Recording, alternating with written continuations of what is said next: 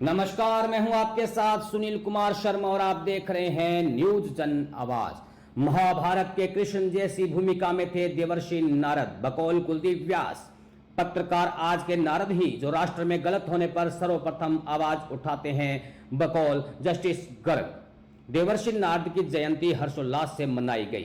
पत्रकारों को नारद विभूषण व भूषण की उपाधि प्रदान कर किया सम्मान। जोधपुर से संभाग प्रभारी चित्रेश बोहरा की खास रिपोर्ट। नारद जी ने हमेशा धर्म की बात की। उन्होंने बातों को उसी रूप में प्रस्तुत किया जो देवताओं को लाभ प्रदान करती थी और असुरों में निराशा का भाव भर देती थी। महाभारत में जैसी भूमिका कृष्ण ने निभाई, वही भूमिका नारद जी ने अलग कालखंड में अदा की। यह बात देश के प्रख्यात पत्रकार और बिहार झारखंड चीफ वरिष्ठ संपादक कुलदीप व्यास ने उपस्थित व्यक्तियों को संबोधित करते हुए कहा। मौका था विश्व संवाद केंद्र जोधपुर के तत्वाधान में देवर्षि नारद जयंती और नारद विभूषण नारद भूषण उपाधि प्रदान समारोह का। राष्ट्रीय स्वयंसेवक संघ के महानगर प्रचार प्रमुख सुनील माल ने बताया कि देवर्षि नारद जयंती के अवसर पर रेजिडेंसी रोड स्थित कुलपति कार्यालय के बृहस्पति सभागार में भव्य समारोह का आयोजन किया गया।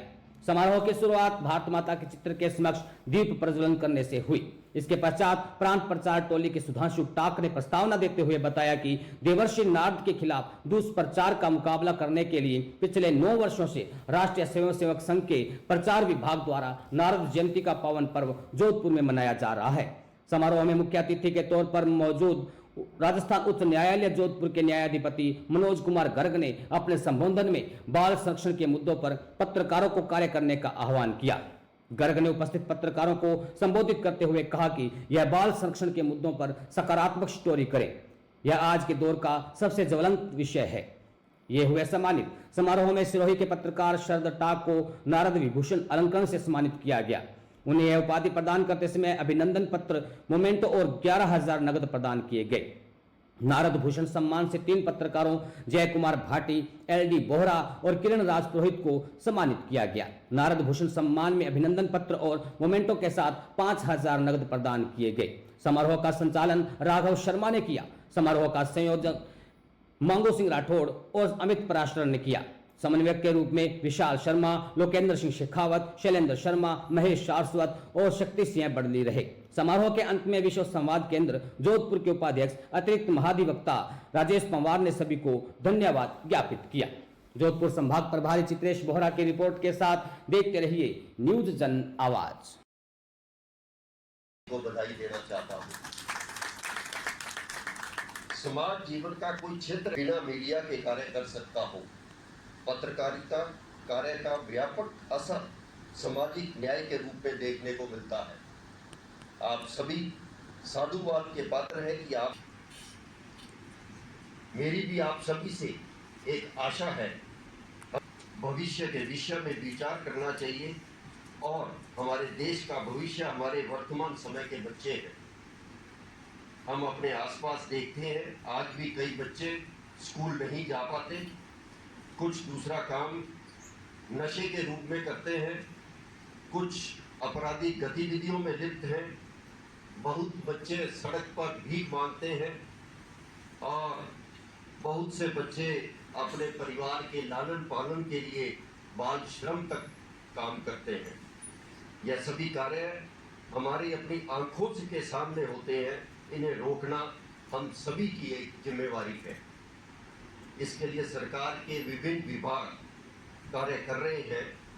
बाल अधिकार संरक्षण आयोग, बाल अधिकारिता विभाग, बाल कल्याण समिति, किशोर न्याय बोर्ड और राजस्थान उच्च न्यायालय की किशोर न्याय समिति भी कार्य कर रही है। बाल सचिवालय की स्थापना की गई को बधाई देना चाहता हूँ। राष्ट्रीय स्वयंसेवक संघ द्वारा आयोजित नारद जयंती के उपलक्ष्य में नारद विभूषण व नारद भूषण अलंकरण उपाधि प्रदान कार्यक्रम, जिसमें पत्रकार जो कि समाज का एक स्तंभ है, लोकतंत्र का चौथा स्तंभ है, वो समाज को परिवर्तन करने की दिशा में सतत कार्य करते रहते हैं, विषम परिस्थितियों में भी। तो उसमें से ही ऑनलाइन आवेदन के पश्चात एक जूरी मेंबर निर्णायक मंडल के द्वारा चुने हुए 4 पत्रकारों बंधुओं को व भगिनियों को यहाँ पर सम्मानित किया गया। जिनको सम्मानित किया गया उनमें से किरण जी राजपुरोहित, शरद जी टाक, LD बोहरा व JK भाटी जी नाम प्रमुख हैं। तो नारद भूषण के लिए इनको 11,000 का पुरस्कार व नारद विभूषण के लिए इनको 5-5 हज़ार के प्रत्येक पुरस्कार, साथ ही अभिनंदन पत्र व अलंकरण का दिया गया उपाधि के पश्चात। जी, मैं राघव शर्मा, वन संचालक व साथ ही विश्व संवाद केंद्र टोली सदस्य। एक विषय सुधांशु जी ने शुरू किया था,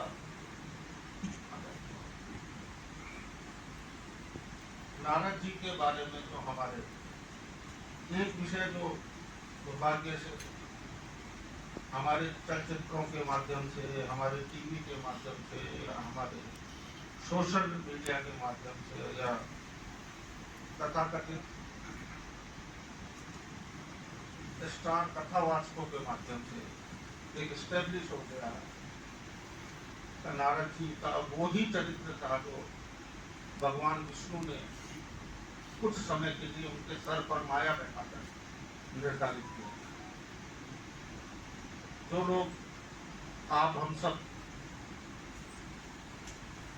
सनातन संस्कृति को बहुत बेहतर तरीके से जानते हैं और इस चीज को समझते हैं कि जो भी सनातन संस्कृति में घटित होता है उसके पीछे भगवान विष्णु की या हमारे आदि पुरुष की कोई न कोई माया अवश्य है। एक थे भगवान परशुराम और दूसरे थे देवश्री नारायण। आप लोगों ने जब भी चलचित्रों में इनमें देखा होगा, नारायण नारायण करते हुए किसी स्थान पर जाना प्रकट होते। ये सत्य है कि उनके पास इतनी शक्ति थी तो वो मन की गति से किसी भी स्थान पर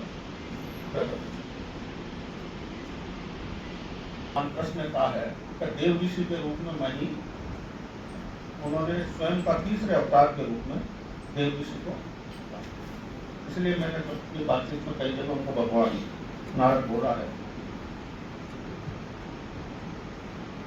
देव ऋषि के सामने जब ये संकट आया, क्योंकि वो असुरों में देवताओं में समान रूप से प्रतिष्ठा पाते थे, गुरु बृहस्पति और गुरु शुक्राचार्य उनका सम्मान समान करते थे, उनकी बात को, उनकी सलाह को सम्मान रूप से तवज्जो देते थे।